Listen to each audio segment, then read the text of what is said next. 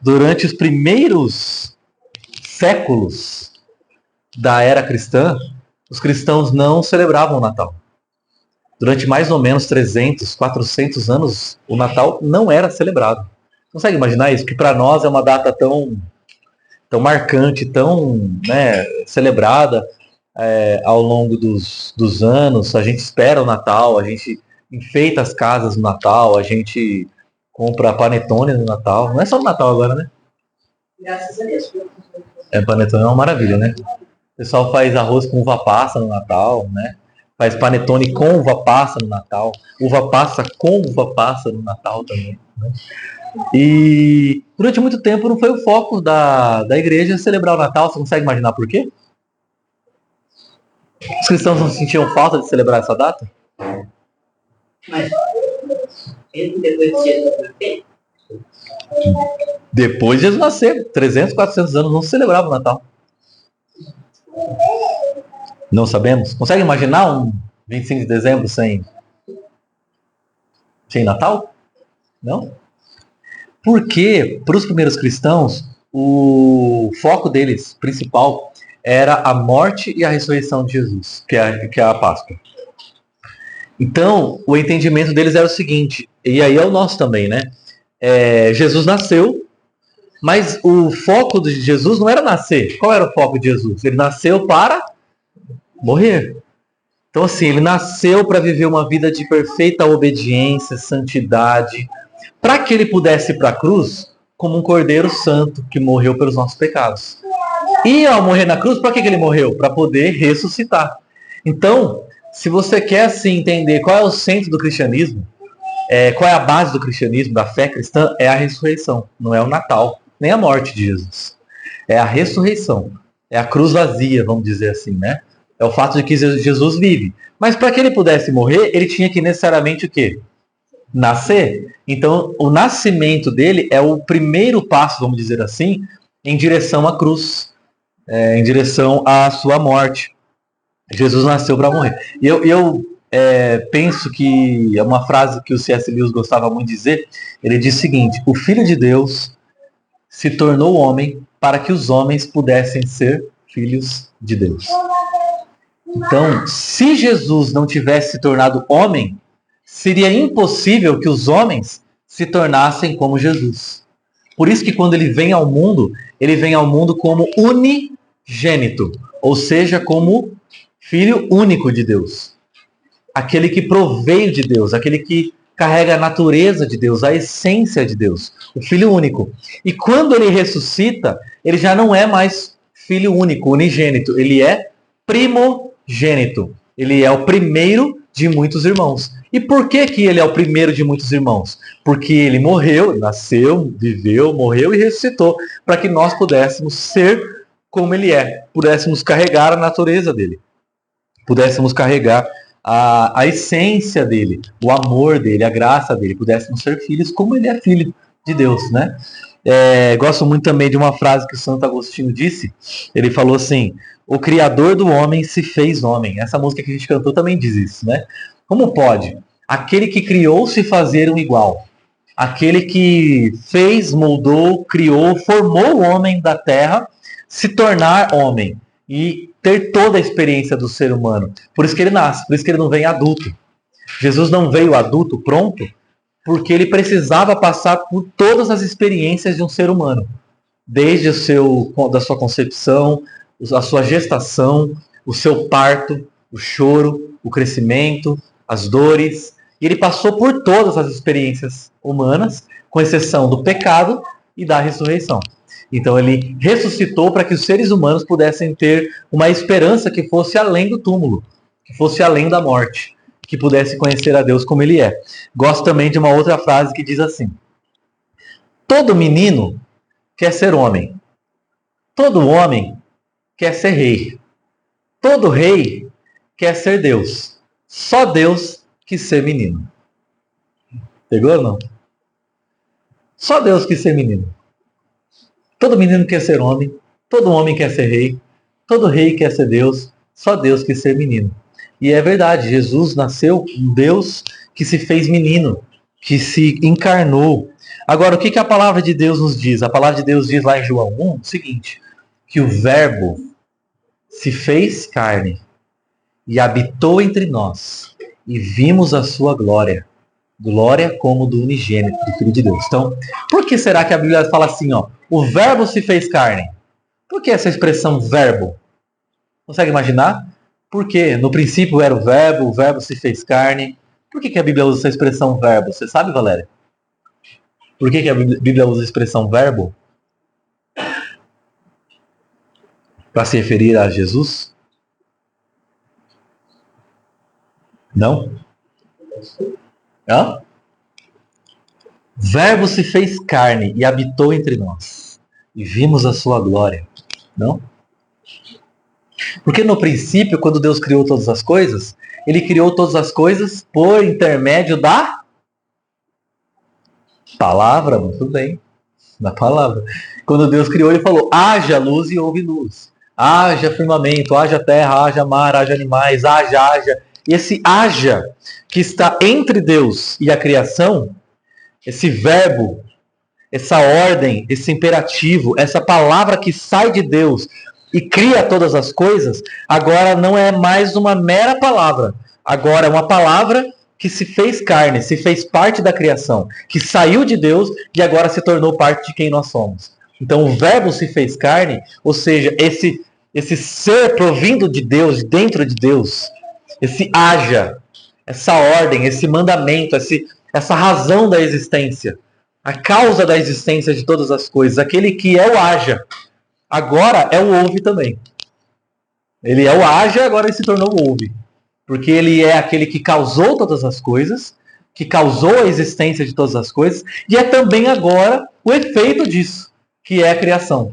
Então o Criador se fez carne, se fez criatura, se fez homem, se fez a imagem. Então, lembra que Deus fez o ser humano, ele criou o ser humano à sua própria imagem, lembra? Agora ele não é mais o ser, ele é também o ser, mas agora ele é a imagem que reflete o ser. Né? Então, ele agora se tornou reflexo também. E é muito interessante pensar, porque a mensagem do Natal, de um Deus que se faz carne, se faz gente, se faz homem, se faz criança, leva a gente a pensar que a mensagem do Natal não é sobre a divinização do ser humano, é sobre a humanização do ser divino. Parece meio estranho, mas eu vou explicar. Não é sobre, a mensagem do Natal não é sobre o ser humano tentando atingir o patamar de Deus. É sobre Deus se revelando nas condições humanas. Então, não é o ser humano tentando alçar, alcançar, se tornar, atingir a altura de Deus. É Deus percebendo a incapacidade do ser humano de conhecê-lo, se revelando e se tornando conhecido através do ser humano. E é assim que a gente conhece Deus. A gente não conhece Deus subindo. A gente conhece Deus descendo, se humilhando. Esse movimento de descer, de se revelar, de se humilhar, é um movimento que a gente precisa fazer para conhecer Deus, porque é o movimento que Deus fez. Ele deixou as alturas e se revelou no céu, na terra. Não é? Ele deixou os céus e se revelou na terra. Esse movimento de deixar o céu e se revelar na terra é o que a Bíblia chama de glória. O que é glória? Glória é quando Deus se torna conhecido. Deus se torna manifesto. Deus se revela. Então a gente viu a sua glória, porque agora a gente viu Deus não na sua condição divina, mas a gente viu Deus na sua condição revelada. Porque é impossível que a gente conheça Deus onde Ele está, se Ele não se revelasse a nós. E é isso que Ele fez em Cristo Jesus. Então, olha só que loucura, gente. A gente, o Adão lá, lembra do Adão, o ser humano, primeiro homem lá, primeira mulher, eles quiseram ser como Deus. Ou seja, eles quiseram fazer o quê? Ascender, subir, alcançar a divindade. Eu quero ser como Deus. Eu quero ser igual a Deus. Eu quero me igualar a Deus. Eu quero atingir Deus. Eu quero estar ao lado de Deus. Eu quero ser um Deus. Eu quero ser o Deus da minha vida. Eu quero ser o Deus da minha história. Eu quero ser Deus de mim. Eu quero ser Deus do outro. Eu quero ser meu Deus. Eu quero ser meu rei. Eu quero ser Senhor de mim mesmo. Eu quero subir. E ao fazer isso, ele caiu. Não é? A Bíblia fala que chama de queda. O ser humano agora caiu, se tornou miserável. E Jesus fez o contrário.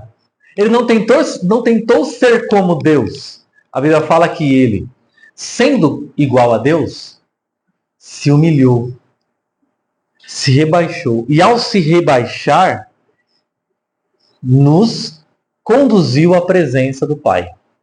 Olha que loucura.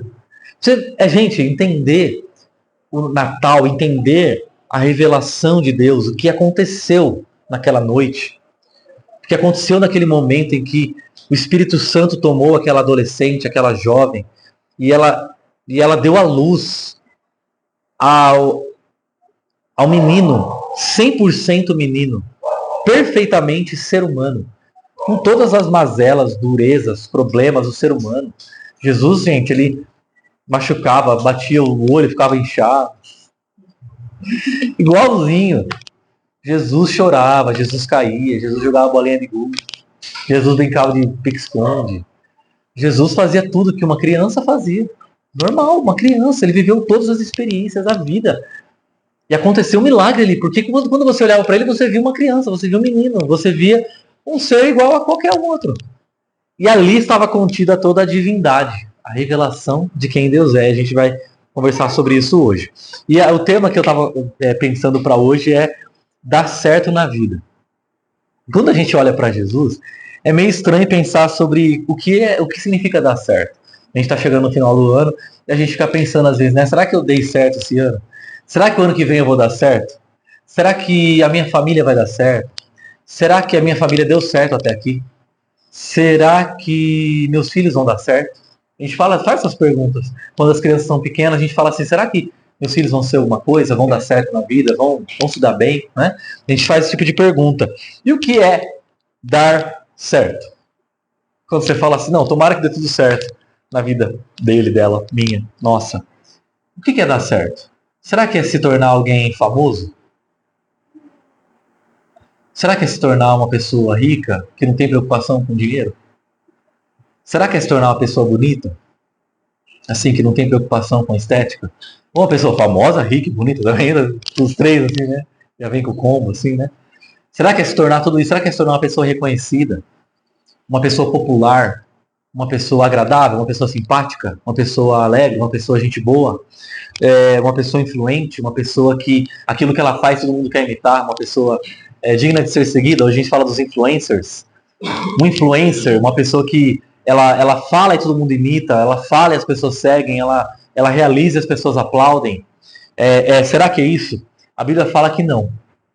Dar certo na vida é cumprir um propósito dado por Deus. E é sobre isso que é a vida de Jesus desde o princípio. E eu queria que a gente meditasse em 2 versículos da Bíblia, só eles, e a gente vai parar. O primeiro versículo se encontra no começo do Antigo Testamento e o segundo versículo se encontra no começo do Novo Testamento. Gênesis capítulo 2, versículo 8 e Lucas capítulo 2, versículo 7. Então, 2:8 e 2:7. Gênesis 2:8 e Lucas 2:7, tá? Vamos abrir a Bíblia lá e a gente vai meditar na palavra. Nesses 2 versículos, eu gosto muito de pegar 2 versículos que estão completamente distantes e colocá-los em paralelo para a gente poder perceber como a palavra de Deus ela sempre está conversando, né? Gênesis 2:8, Lucas 2:7. Posso ler? Ora, o Senhor Deus tinha plantado um jardim no Éden, para os lados do leste, e ali colocou o homem que formara.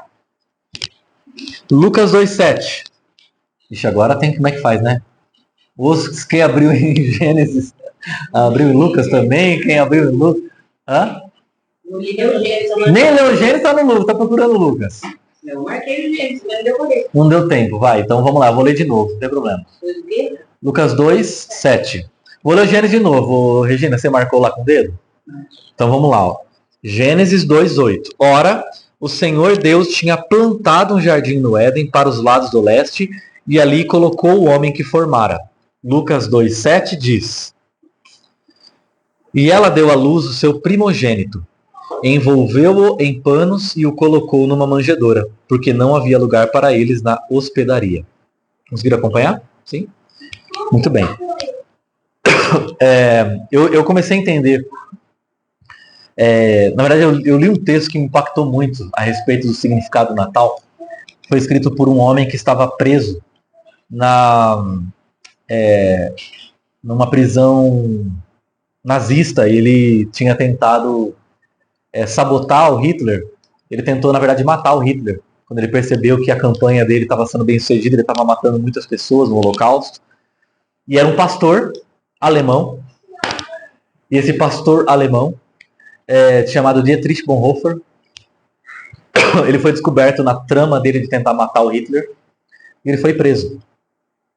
E ele passou algum tempo lá preso e chegou 25 de dezembro e ele estava preso. Ele sabia que ele seria morto. E ele escreveu uma carta para 2 amigos dele, enquanto ele estava preso. Morto ia ser difícil, né? Exato. E ele estava preso, ele escreveu uma carta para 2 amigos no dia 25 de dezembro. E ele disse o seguinte: já não acredito na minha libertação. E ele estava certo, ele seria morto, tá? Ele foi morto pouco tempo depois. Já não acredito na minha libertação, não existe nada que possa substituir a presença de um ente querido e não devemos tentar substituí-lo. Ele queria muito estar com as pessoas, mas ele não podia. No Natal, né, gente? Acho que o 25 de dezembro, para alguém que está preso, deve ser um terror. Cabe simplesmente suportar. E quanto mais belas e ricas as recordações, tanto mais dura a separação. Entretanto, a separação pode produzir uma comunhão até mais forte. A cela de uma prisão em que alguém aguarda se torna completamente dependente do fato de que a porta da liberdade tem que ser aberta por fora. Isso é um cenário ideal para o Natal. A porta da cela tem que ser aberta pelo lado de fora.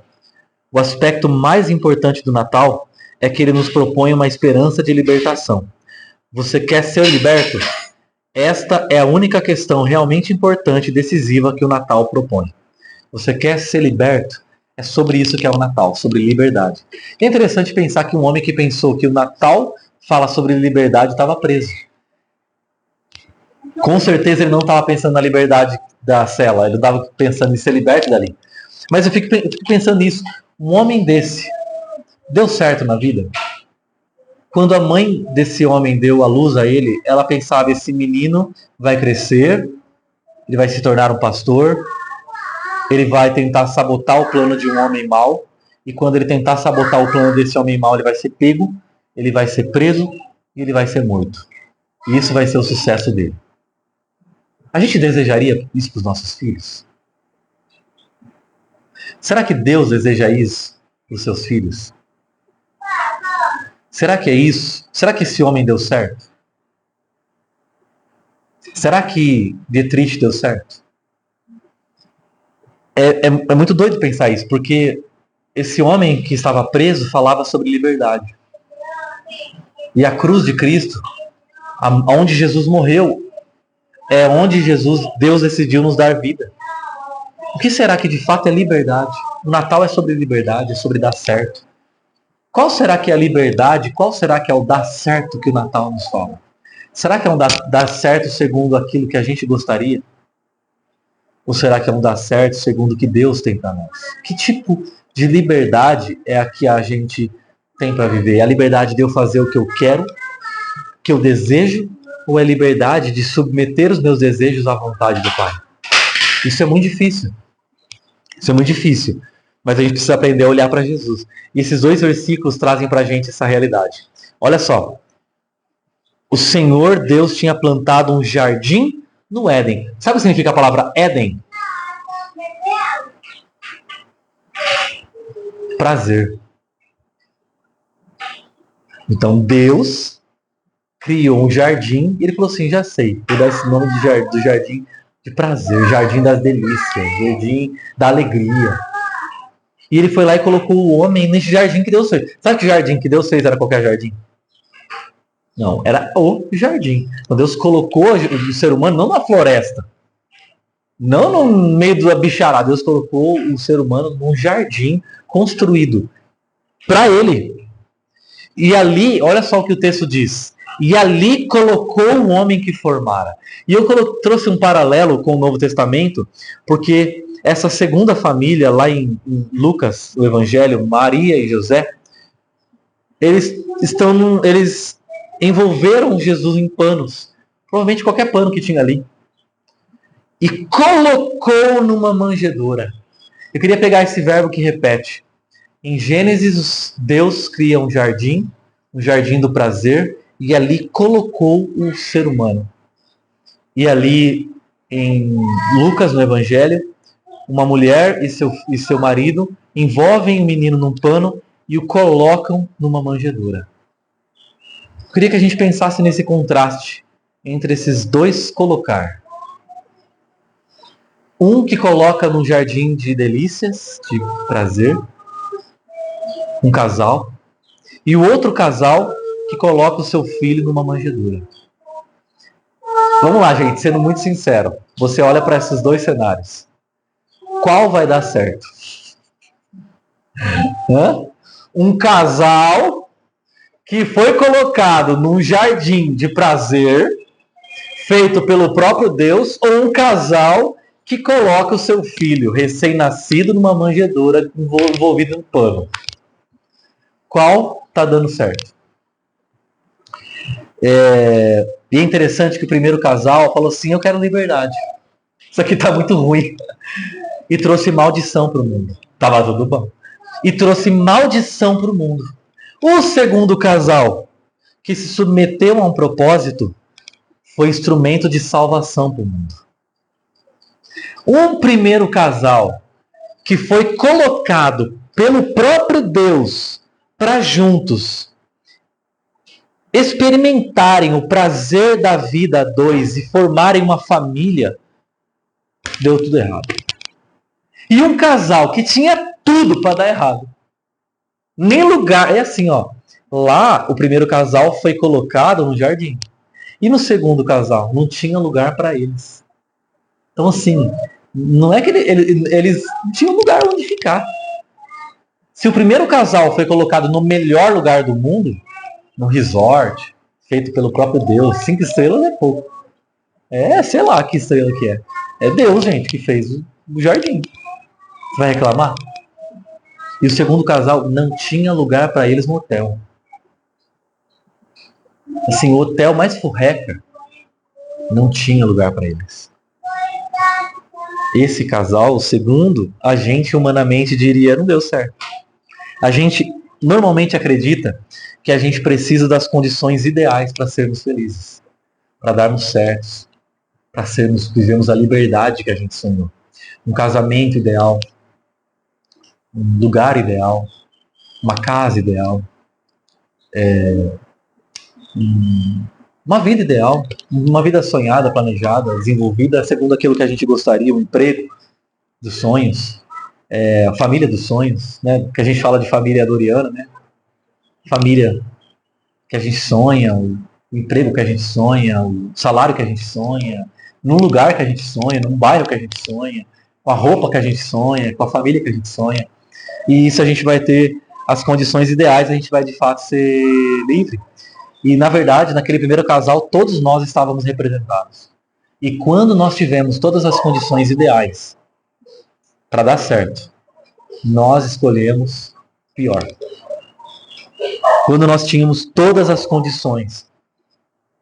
E Deus falou assim, olha, eu amo essa expressão, ele fala assim, comam. Ele não fala assim, você pode comer. É uma ordem. Comam das árvores. E Deus não fez um fruto igual ao outro, não. É fruto pequeno, é grande, é duro, é macio, é suculento, é seco, é doce, é mais amargo, amarra a boca. É tudo que é fruto, né? Para não ter, sabe, para não ter, assim, reclamação, né? Só não comam de uma árvore. E das bilhões de espécies e de árvores que o ser humano tinha para comer, ele escolheu justamente aquela que era proibida.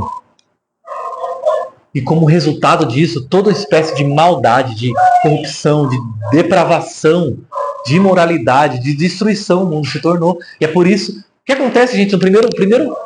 O casal tem um filho, Caim. Depois tem outro filho, Abel. O que acontece com os dois filhos? Um mata o outro. Imagina você ser pai e mãe de um assassino e de um assassinado ao mesmo tempo. O drama, pensa no drama de Adão e Eva. Eles eram pais de um assassino e ao mesmo tempo de um assassinado. Porque pelo que você chora mais? Saber que seu filho foi morto ou saber que seu filho matou? Qual que é a pior dor? Qual que é a pior dor? Mas o Adão e Eva, assim, aquela família que tinha tudo para dar certo, assim, a gente acredita que pra gente ser feliz, se a gente tiver todas as condições, a gente vai de fato alcançar a liberdade, a alegria que a gente sonhou a vida toda, mas com todas as condições certas a gente escolheu a desgraça. Não é eles não, nós escolhemos. Nós escolhemos a desgraça. Que a nossa única esperança não está em ter as condições perfeitas. Está em ouvir a voz de Deus e se submeter. Agora, vamos para o segundo cenário. Esse é o primeiro, né? Ó, vamos pensar um pouquinho. Pensa um pouquinho, gente, nesse primeiro casal. Olha só. O Adão. Pensa no Adão. Você acha que Adão era como? Deus fez ele do barro, você já tinha a pele mais moreninha. Era um bronzeado. Era um cara que já veio bronzeado. Um cara que já veio... Deus moldou ele, já fez ele torneado. Um homem que não tinha defeitos. Um homem perfeito. Quem era Adão, gente? O Rodrigo Hilbert ficou no chinelo. O Adão, ele falava assim, o que você quer jantar hoje? Eu vou lá caçar. Adão. E a Eva? Foi tirado do Adão. Quando o Adão olhou para Eva, ele falou, ponto, é tudo que eu sempre sonhei, é muito melhor do que eu imaginei. A mulher perfeita, a mulher dos sonhos. Hã? Não tinha outra, né? Não tinha outra. Olha lá, Adão e Eva tinha todas as condições. Tinha família para perturbar? Para ficar... Oh, olha aí esse homem que se arrumou. Não tinha. Tinha sogro, sogra? Não tinha. Não é verdade? Era perfeito. Ele não tinha umbigo. Sabe quando fala assim, ó, você puxou sua mãe. Sabe quando fala assim, ó, isso aí é sua mãe, seu pai que é assim, ó. Não tinha, porque quem que era o pai de Adão? Era Deus, né? Não tinha defeito. Deus criou perfeito. Não tinha como falar, você puxou seu pai, você puxou sua mãe. Foi Deus que fez. Eles tinham todas as condições perfeitas. Eles não tinham nem com quem comparar, porque muitas vezes, qual que é a nossa desgraça, né? Ficar comparando. Você viu o que a vizinha fez pro marido dela? Vai lá e faz igual. Você viu o que ele fez para ela? Vai lá e faz. Não tinha não tinha medida comparativa. Era o casal assim, ó. Perfeito. Não tinha parente. Era alma gêmea. Sabe aquela coisa? Você fala assim, será mesmo que eu tenho que me casar com essa pessoa? Deus fez a Eva para o Adão e Deus fez o Adão para a Eva. Se tem alguém nesse mundo que tinha alma gêmea, era Adão e Eva. Por quê? Porque não tinha outro, gente. Era alma gêmea. A gente pode discutir se hoje tem alma gêmea ou não. Mas lá naquele contexto é alma gêmea. Deus moldou o Adão para Eva e moldou a Eva para o Adão. Perfeito, casal. Pensa no corpo deles. Não tinha calvície. Não tinha celulite. Não tinha... que mais? Dor de dente. Não tinha barriga, né? Não tinha barriga. Não tinha dor nas costas. Não tinha pele, câncer de pele, né? Viviam nus e não tinham câncer de pele, né? Você imagina viver nu e não ter câncer de pele? Ninguém pensa nisso, né? Que eles viviam nus, no solão, né? O André que diga, né? Você imagina, não é? Eles viviam o dia inteiro nus e não tinham câncer de pele. Eram queimadinhos. Sabe, a Eva ouvia o Adão voltando do trabalho, todo... Nossa, parece que tá mais bronzeado do que ontem, cara. Né? Perfeito, não precisa nem passar o cenoura e bronze. Perfeito. O mundo que eles viviam, um jardim. A Bíblia fala que no final da tarde Deus fazia soprar uma brisa. Você imagina, né? Finalzinho da tarde, aquela brisa suave. Deus se assenta com Adão e Eva. Como é que foi o dia de vocês hoje? Oh, meu Deus. A gente passeou, conversou. A gente foi no campo, a gente deu uma volta, conheceu um rio. A gente colheu umas frutas, a gente deu nome para os animais. Oh, que dia bom esse! Você vai lá no final do dia, o sol está se pondo. uma brisa tá batendo. Então, assim, o mundo ideal, corpo ideal, casamento ideal, família ideal, o que mais você quer? E deu errado. Eles escolheram o pecado. Eles escolheram a si mesmos.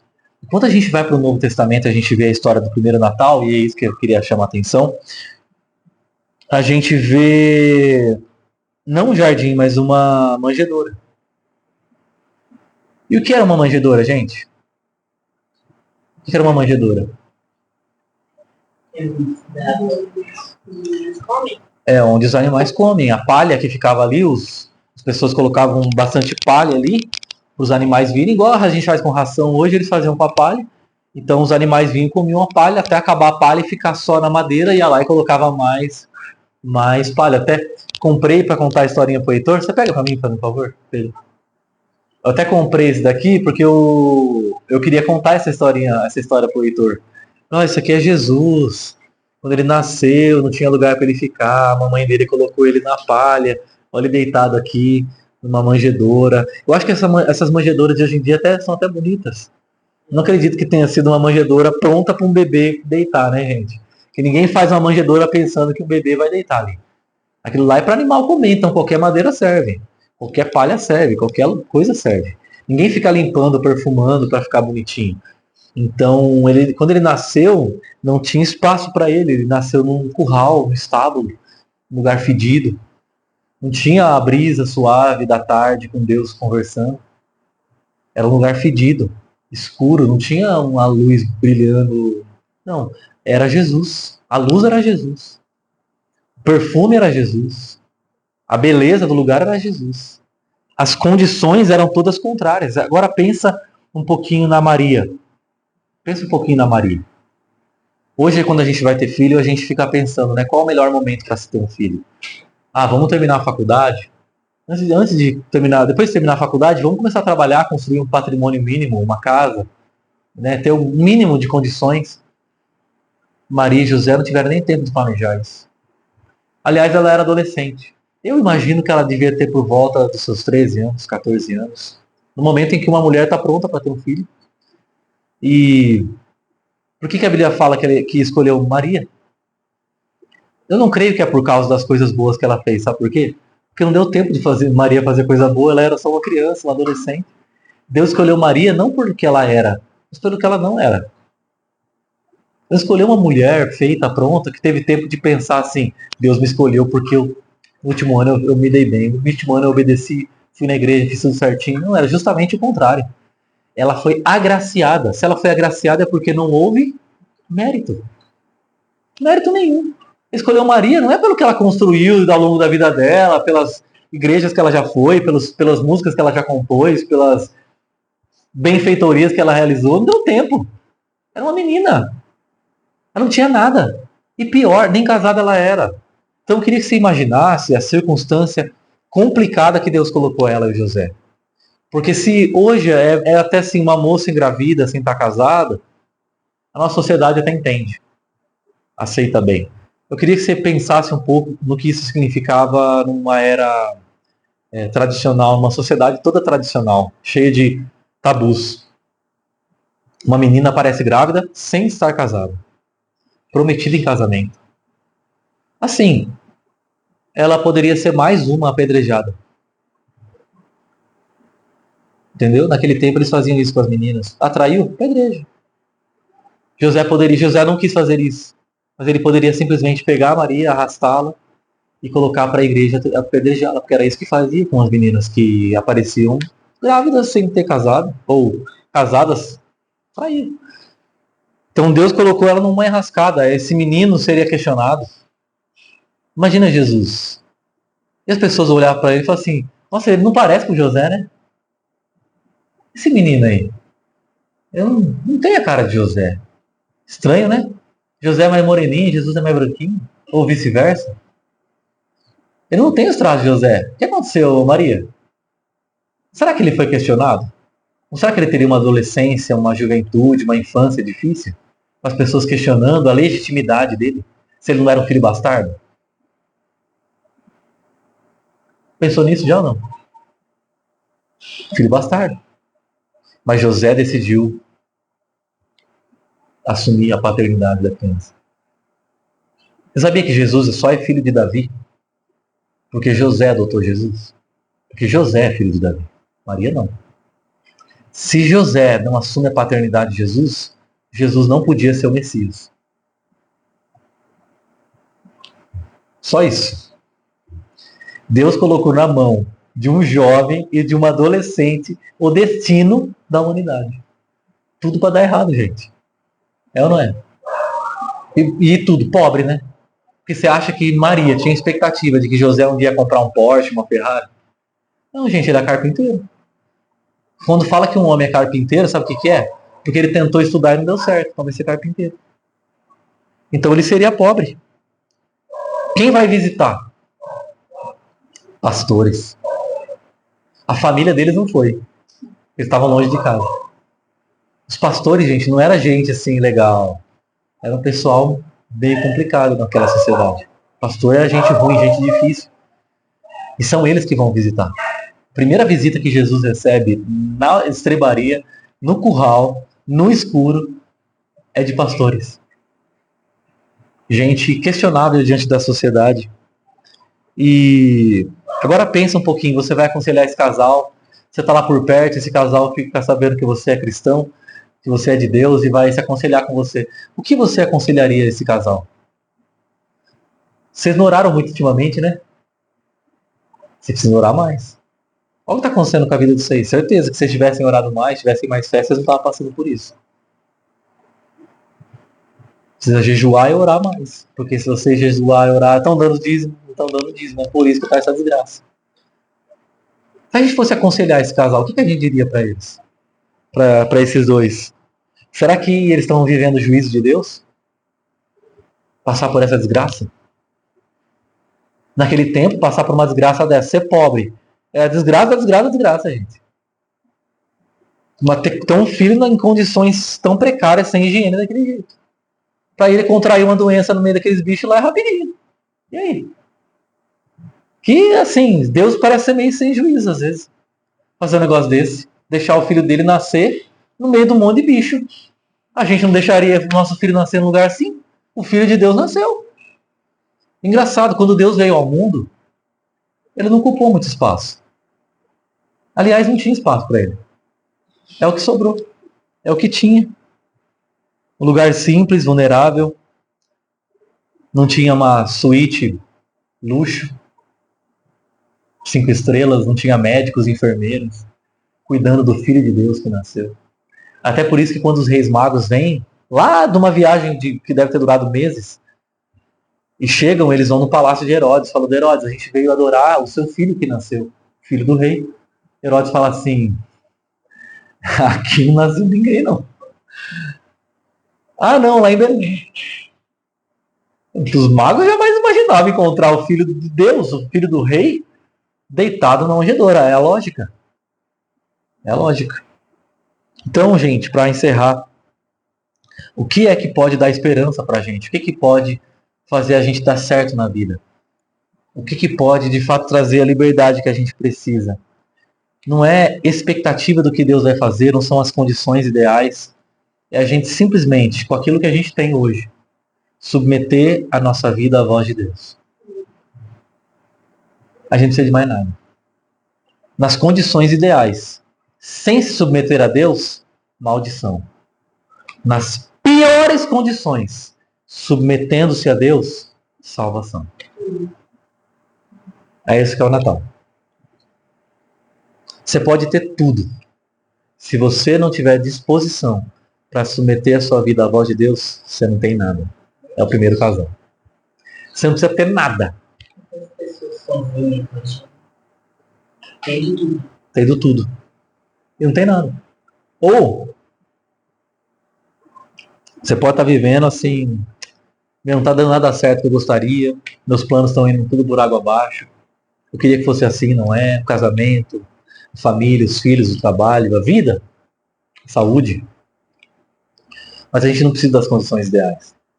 A gente precisa de um coração aprendiz, um coração submisso, um coração disposto a ouvir Deus e submeter a voz dele. Era tudo o que Deus precisava para dar certo.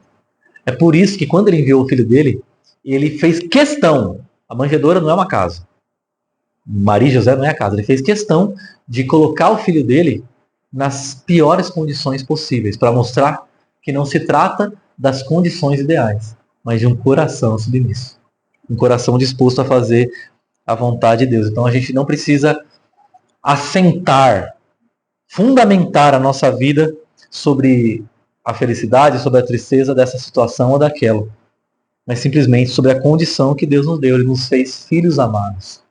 Era tudo o que precisava. Esse que estava deitado era o Filho de Deus. Então não é a manjedoura, é o bebê. Não é o invólucro, não é a embalagem. Não é o que vem em volta. É a gente, é o nosso coração. Isso é o que faz toda a diferença. Isso é o que faz a gente dar certo na vida. Muita gente que nós diríamos, esse aí não vai dar certo. Às vezes, a gente olha pelo olhar de fora e diz, não vai dar certo porque não tem as condições.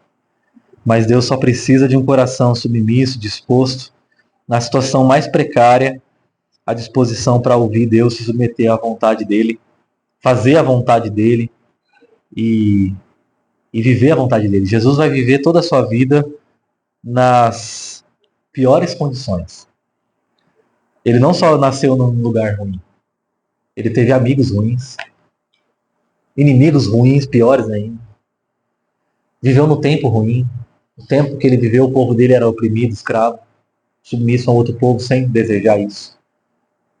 As ruas de Jerusalém eram infestadas de soldados romanos, lembrando que eles não eram deles mesmos.